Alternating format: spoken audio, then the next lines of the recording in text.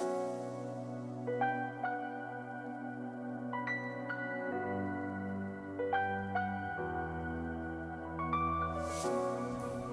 friends, Jenkins here, bringing you another Dota 2 video on behalf of Dota Alchemy, and in this video we're going to be discussing the top 3 underrated heroes of patch 7.20E.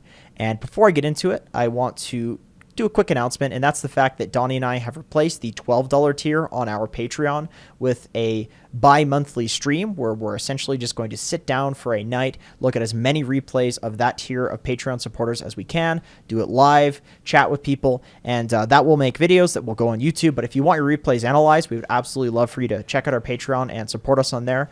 If you don't want to do that, that's cool. You're absolutely supporting us by watching the channel as well, so we appreciate that. But in any case, let's get into the video. Number 3, Razor. Razor is currently among the higher win rate heroes in the Immortal bracket on Dota Buff, but he's in the middle of the pack in the other brackets, and I think the reason for this is likely because Razor is just not a great play from behind hero, which makes him a little bit more difficult to execute than other heroes, especially if you lost a lane.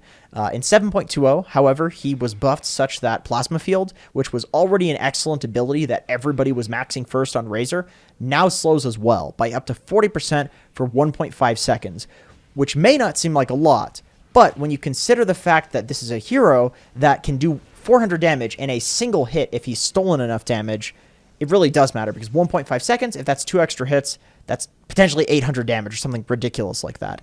And Razor also can use this ability to allow himself to get in range, to use the Plasma Field, to use his other abilities, which he has never been able to do before. In 7.20, Unstable Current was also reworked, and unfortunately, the Purge does not apply anymore. There's no Purge, there's no Slow. The slow was added to the Plasma Field ability, which, by the way, I should mention that Plasma Field does the slow on the way out and the way in, which means it does a lot more than it seems at first glance. But with that being said, we're talking about Unstable Current, which is arguably worse in some ways than it was in the previous patch. Now it's an AoE and it doesn't have the Purge and the slow, but like we previously talked about, Razor has this issue with coming back from a rough start.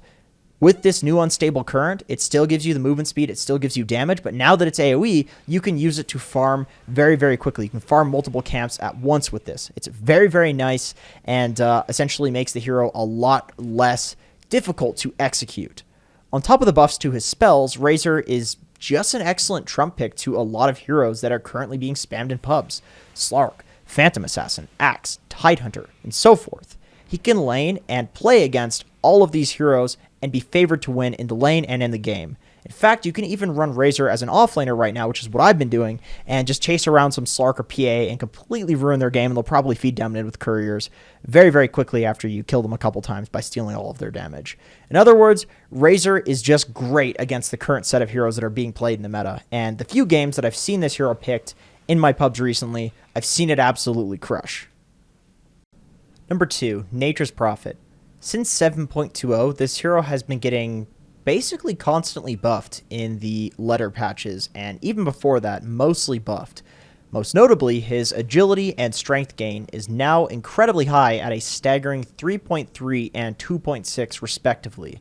He actually has the 5th highest agility gain in all of Dota, which is pretty ludicrous when you consider the fact that every other hero that's above him in that list is, of course, an agility hero.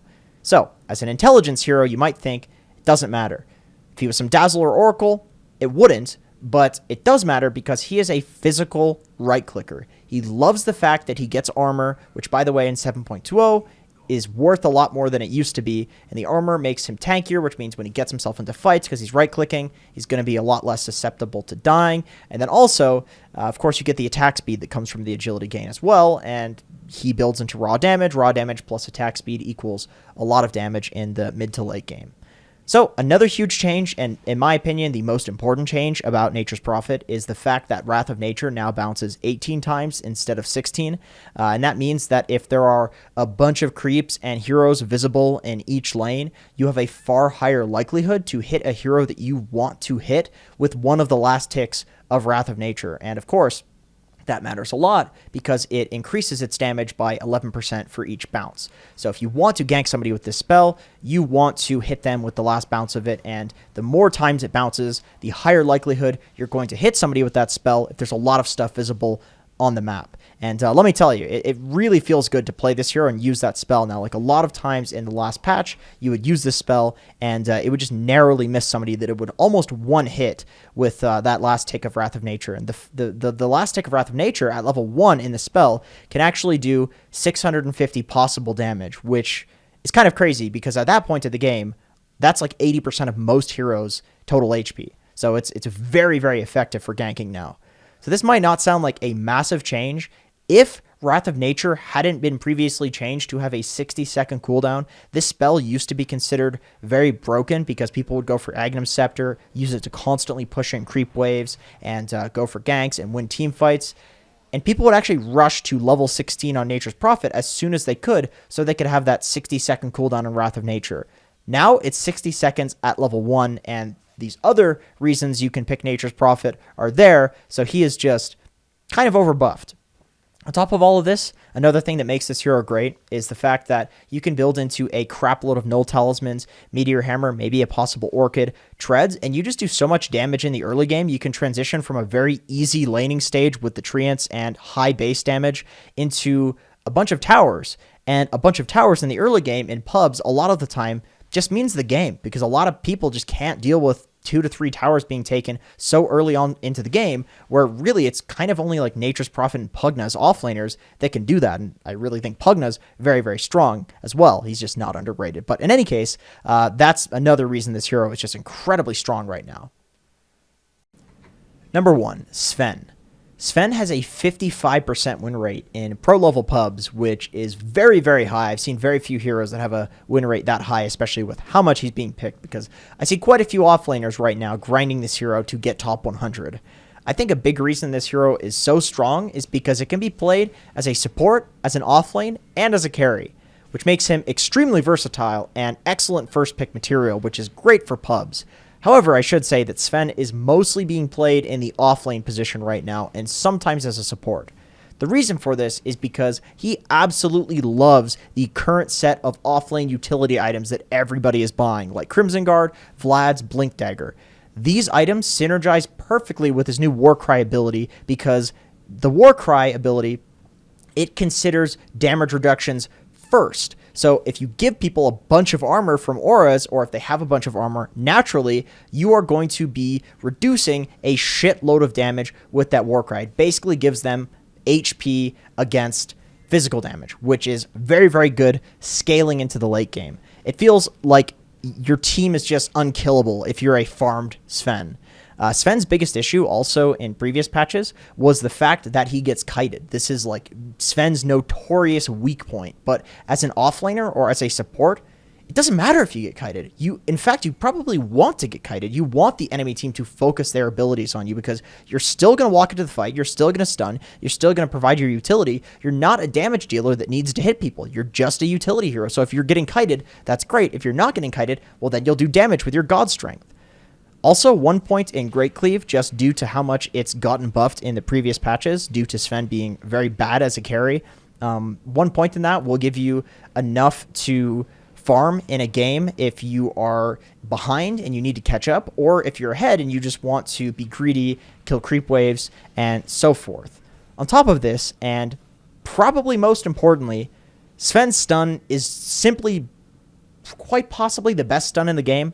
The reason for that is because it just has a massive AoE, it has a low cooldown, it has high damage, and has a high stun duration at every single level. So because of this, it's really, really good for obliterating side lanes. Even in this game, where Monkey King should be absolutely crushing a melee offlaner, Sven is absolutely destroying. This ability also can be used in teamfights to basically ravage people, because it's such a large AoE. Like, this is one of the best spells for Rubik to steal. He actually has a custom line for stealing Stormhammer because it's that good. Finally, I should mention that Sven's talents have been buffed to the point where they're simply amazing for an offlaner support role. Mana regen at level 10, I heard somebody in a pub say the other day, feels like Sven has infinite mana because of this talent. Stormhammer Dispels talent is great against heroes like Windranger or Pugna. It's very valuable because there are very few purges that are good left in the game. Or if you don't need a purge, you can get movement speed otherwise, which also is very valuable. Most movement speed talents have been removed from the game. Then at level 20 and 25, you have 2 talents that buff Stormhammer. So this huge, impactful team fighting ability is going to be even better. So essentially, I would say that my roundup for this hero is that he has been given this typical treatment of being overbuffed to be played as a certain role, which is the carry role, but then he ended up just fitting the other roles better than what was intended originally, and therefore you have all of these spells that are way too good for the role that he's in now, and you could just consider him overbuffed. That's it for this video, guys. If you think that there are heroes that are also underrated that aren't in this list, feel free to mention them in the comments below. I think there's a lot of heroes that are going to be good in a meta that people just aren't noticing because, of course, that is the nature of Dota. I forgot to mention in the intro our Patreon link. It's patreon.com/DotaAlchemy. I don't want to do the video and talk about the Patreon and not mention it, so that's the link if you're interested in replay analysis. Thank you so much for watching. I really appreciate it, and I hope to see you in another video.